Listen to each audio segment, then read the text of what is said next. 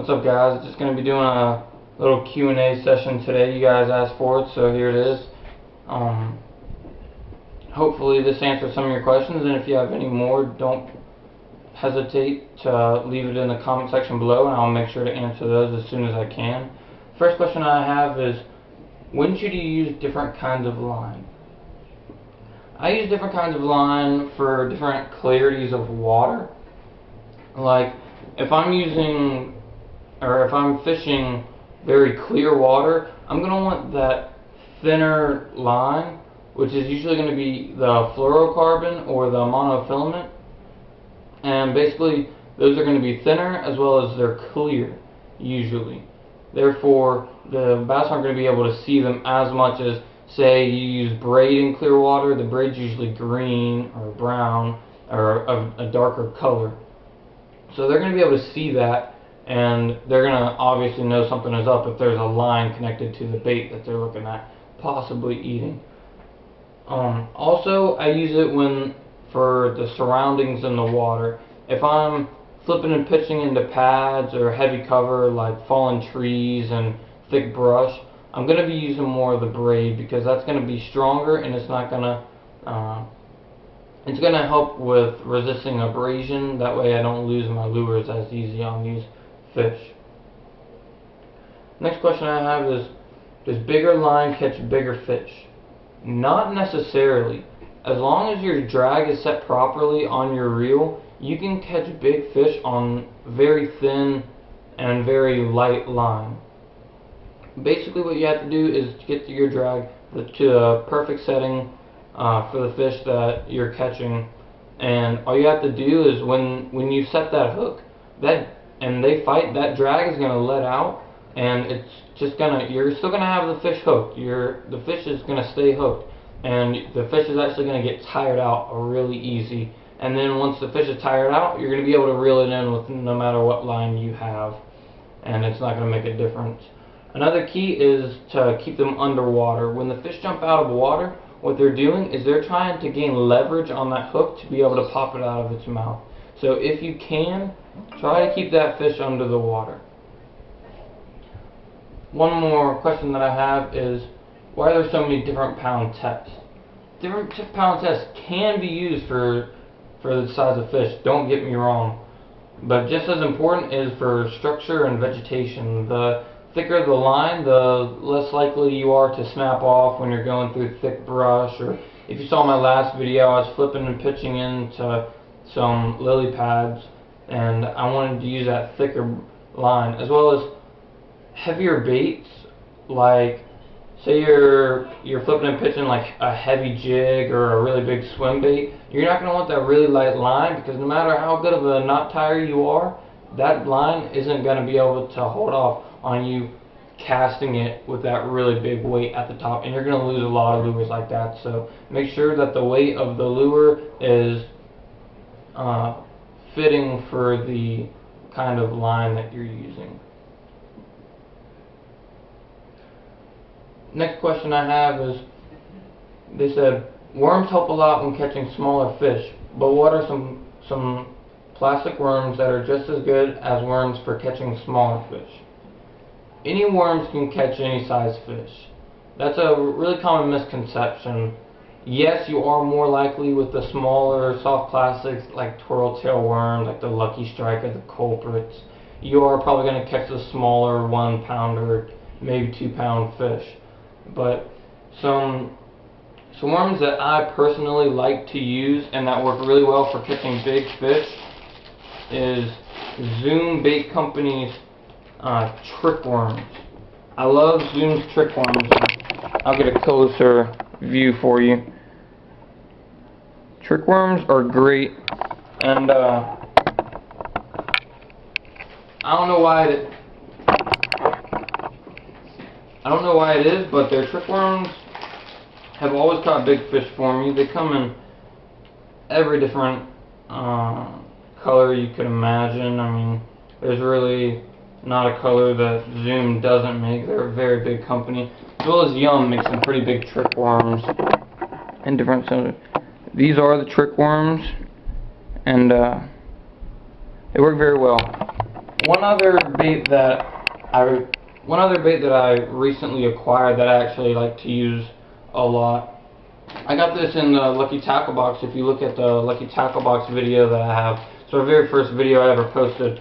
It's these Genius baits by Fishing Physics, and these are a much bigger style bait.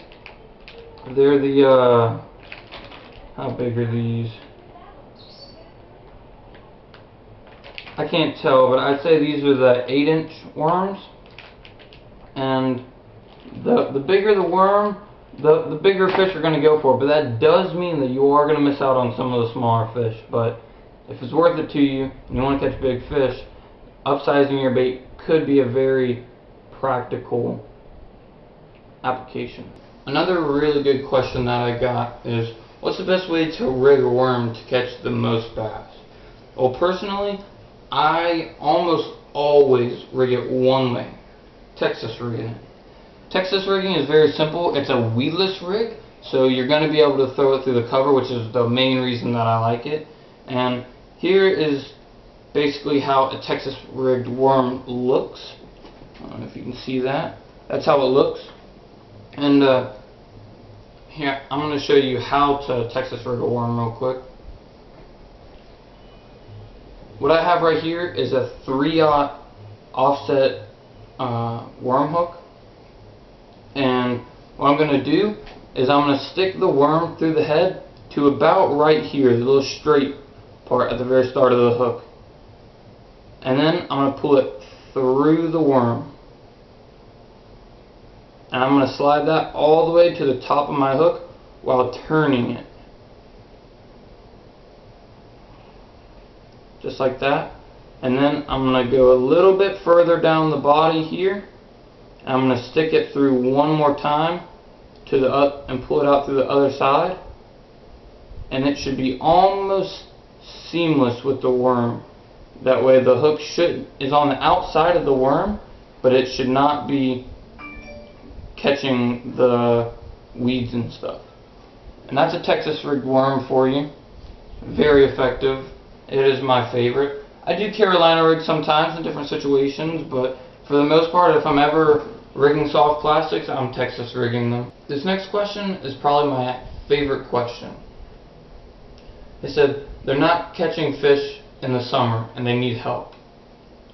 Everyone has this problem. The thing with summer is that the water temperatures heat up, especially where I'm from in Florida. The water temperatures heat up really hot and the fish become very lethargic. They don't want to move around a lot. They're trying to conserve as much energy as they can. So what you want to do is basically slow it down. Use more finesse rigs. The bass are, like I said, the bass are very lethargic and they're not wanting to move. So downsizing from a bulky bait to a smaller bait can be key to catching the same big fish that you're used to catching, but in summertime. Some baits that I really like to use for this. Some of my absolute favorite baits to use when I have to downsize because of the very slow moving fish are Biwa's Ultra Hogs, the 3-inch Ultra Hogs. If you've looked in my other video, I believe it was 2 videos ago, I did a whole video on these and they absolutely slay fish. They will never let you down.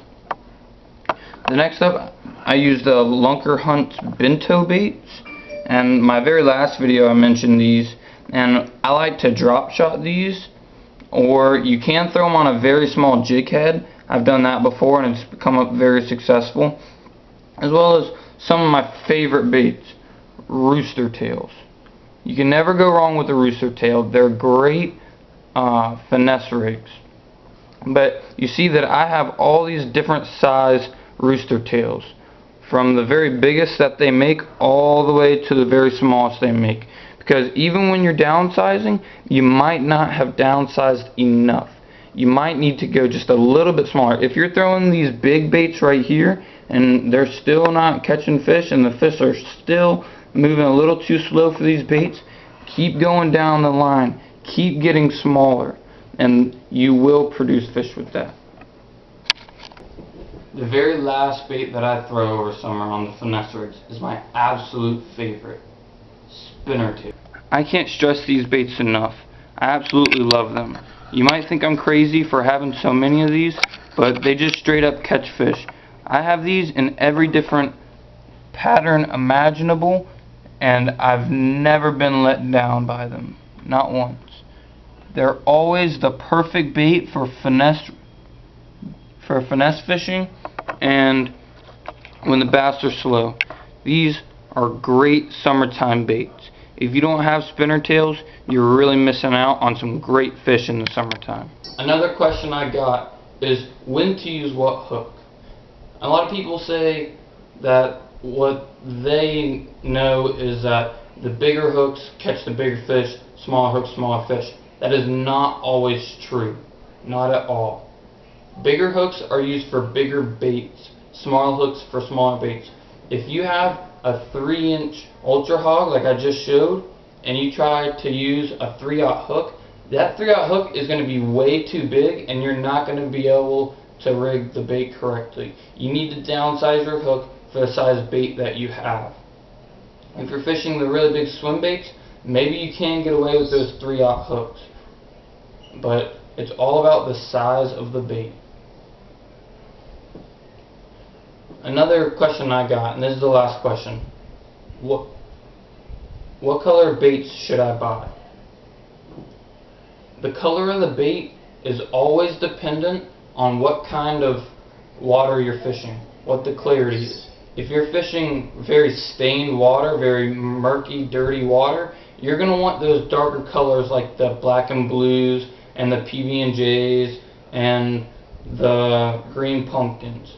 If you're fishing really clear water, really see-through water, you're going to want those whites and the chartreuses, and maybe the darkest you might want to go is like a neon green. I'm going to show you what I'm talking about. These are some of the darker, more stained water kind of baits that you want to use. I have a black spinner bait just to show the black. I have the black and blue football head jig and the green pumpkin jig. Dark colors are always going to work for the dark waters. That's the key thing to remember.